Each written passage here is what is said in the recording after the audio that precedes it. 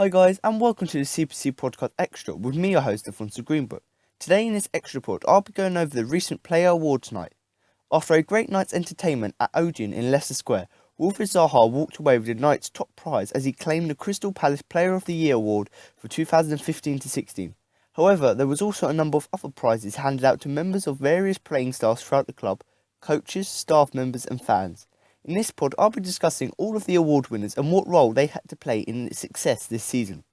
Today we will begin with the unofficial FA Cup song, The Homestyle by Young Stanley.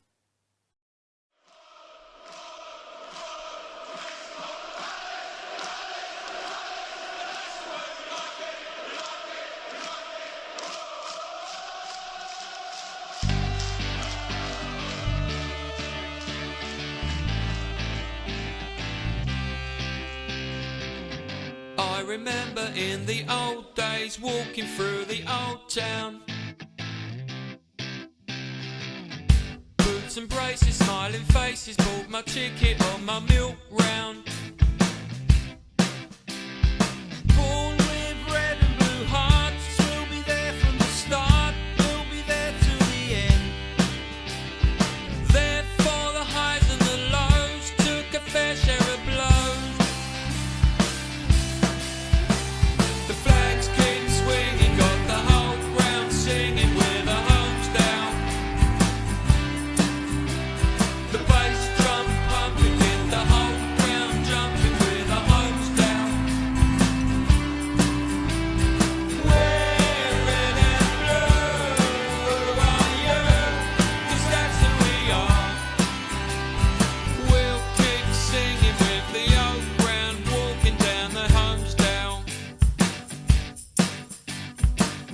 A rainy Tuesday up in Shrewsbury, well I can't pretend it was fun,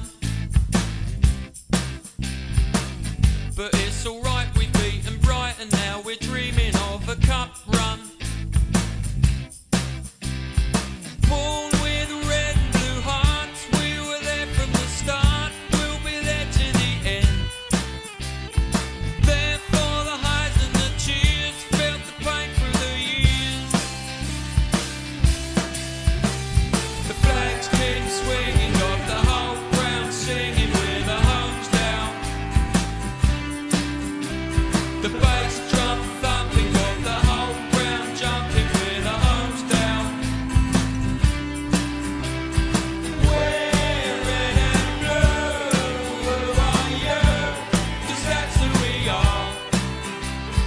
We'll keep singing with the old ground, walking down the homes down. I'm tired of losing, it's sad and so confusing when all your hopes just turn into nothing. Never stop us dreaming, we'll always keep believing in you.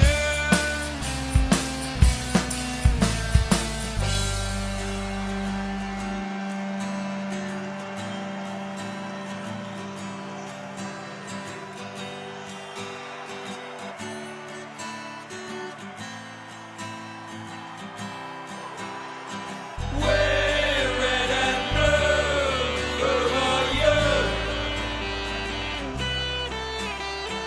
We're red and blue, who are you? We're red and blue, who are you? We're red and blue, who are you?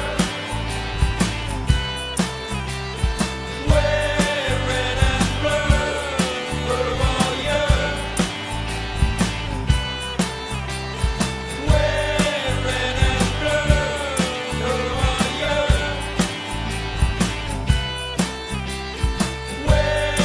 red and blue, who are you?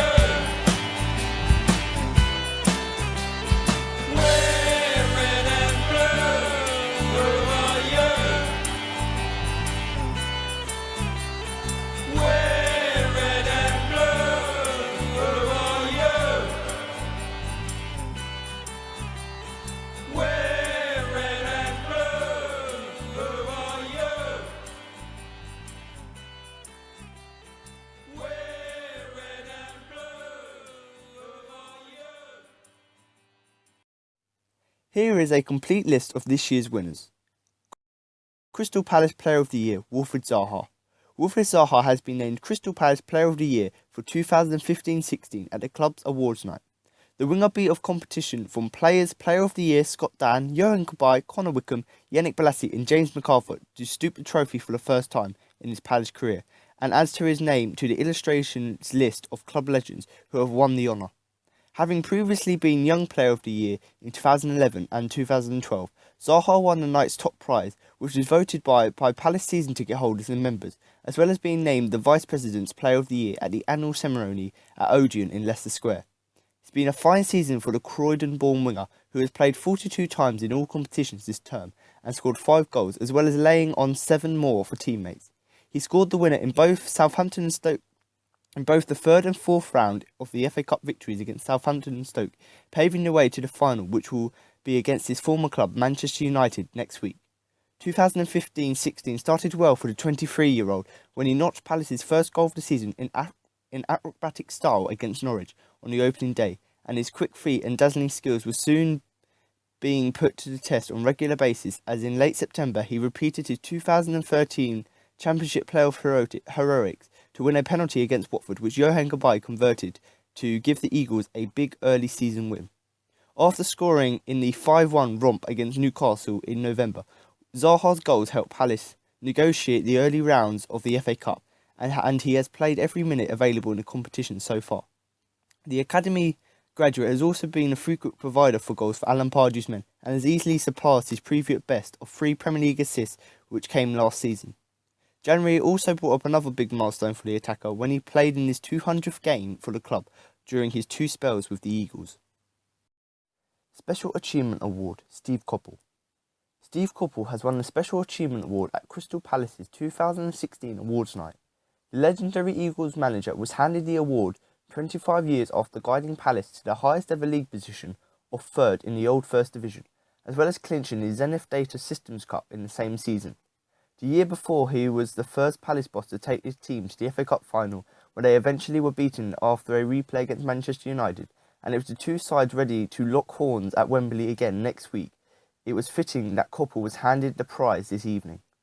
Flanked by some of his former players, including Alan Pardew, Mark Bright, John Slarker and Richard Shaw, the man who managed the club on 4 separate occasions, comprising of 565 games, first took the reins in July 1984, as he built a side that were capable of mixing it in with the country's very best. He would also have brief returns in 1995-96, 1997 to 1998, and 19,000 to 200, winning promotion to the Premier League in May 1997. On stage, he said, "I had to retire at 28, and I went to the football writers' dinner and met Rod Nose, who'd just been appointed by David Basson, but that lasted only 4 years. I knew Ron would phone me up and have a conversation, and I was appointed manager. I had no coaching experience, but I'd been in the dressing room with other great managers. However, the first year was horrendous. It was a blind leading the blind, as no one knew what they were doing.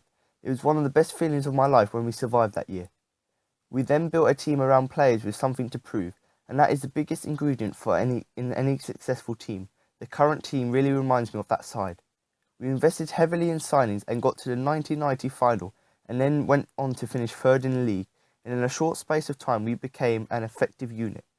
Speaking about that golden era, Chairman Steve Parish said, "The team were mine and Steve Brout's inspiration, so the success we've had recently wouldn't have been done without them, Steve. He is a great legend, and we would like to thank him for everything he's done, and hopefully we can go on one better in the Cup final next week and win it for him." Current Eagles boss Alan Pardew also paid tribute to him, saying, "None of us would be here today without him. That's how important he's been to Crystal Palace." Player of the Year, Scott Dann. Scott Dann has been voted as Crystal Palace's Player of the Year for 2015-16.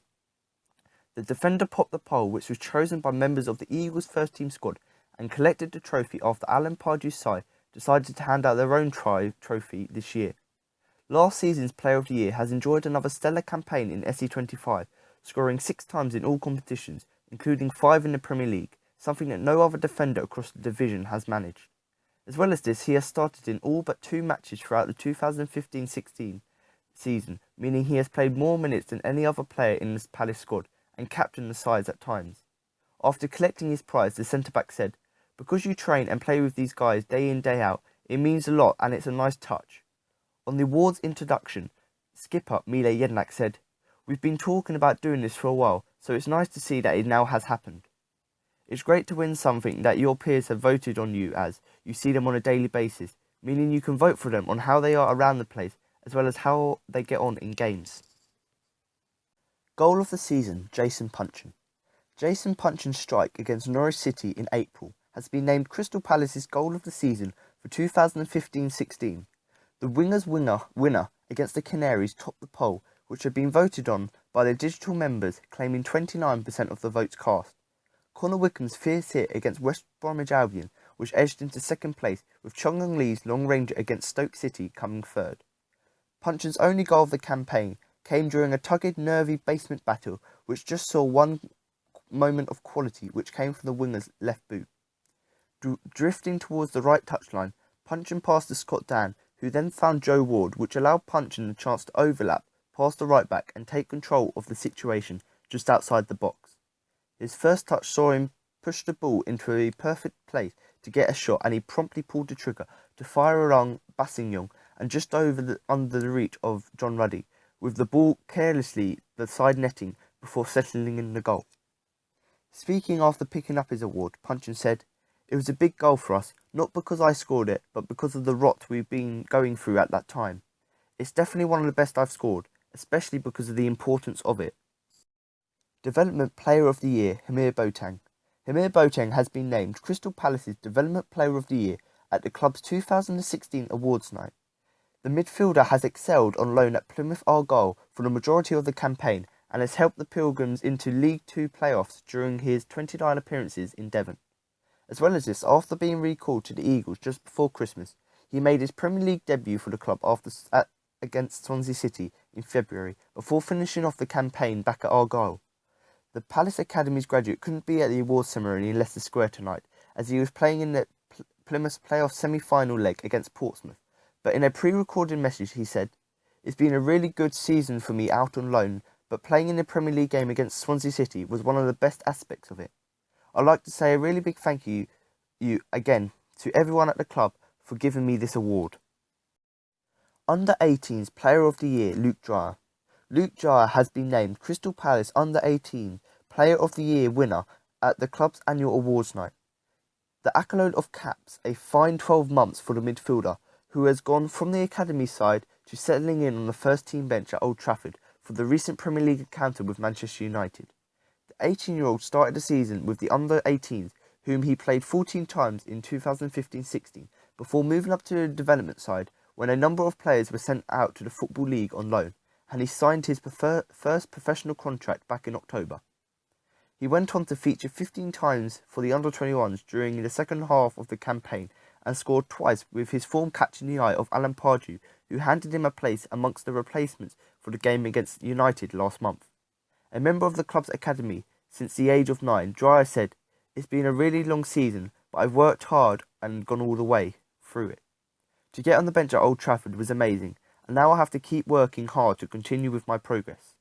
Meanwhile, Joseph Hungbo was named the Paul Brooks 9-16 Player of the Year, which was handed out to those scholars in the academy aged between 9 and 16-year-old. The 16-year-old winger scored 3 times in 7 appearances for the Under-18s this term. Now to move on to the rest of the awards. Paul Brooks Under 9-16 Player of the Year Award, Joseph Hungbo. Palace Ladies Player of the Year, Gemma Bryan. Vice President's Player of the Year, Wilfried Zaha. Vice President's Young Player of the Year, Salu Kaikai. Foundation Coach of the Year, Jamie Brompton. Foundation Employee of the Year, Michael Harrington. Study Centre Student of the Year, Daisy Price. Study Centre Volunteer of the Year, Kevin Martin. Supporters Trust Fan of the Year, Luke Turner. 20 Years Service Award, Phil Alexander. Palace Employee of the Year, Amu Ogan. Matchday Employee of the Year, Amanda Breach and Michael Stevens. Matchday Special Recognition, Richard Hill. So there, they were the award winners from the 2016 Crystal Palace Awards Night. Congratulations to anyone who received an award and to anyone else involved with the night. The new kit was also presented at the night, and I'll soon be doing my podcast review of the new kit. So comment below on who you thought the player of the season was, and in the meantime, remember to up the palace.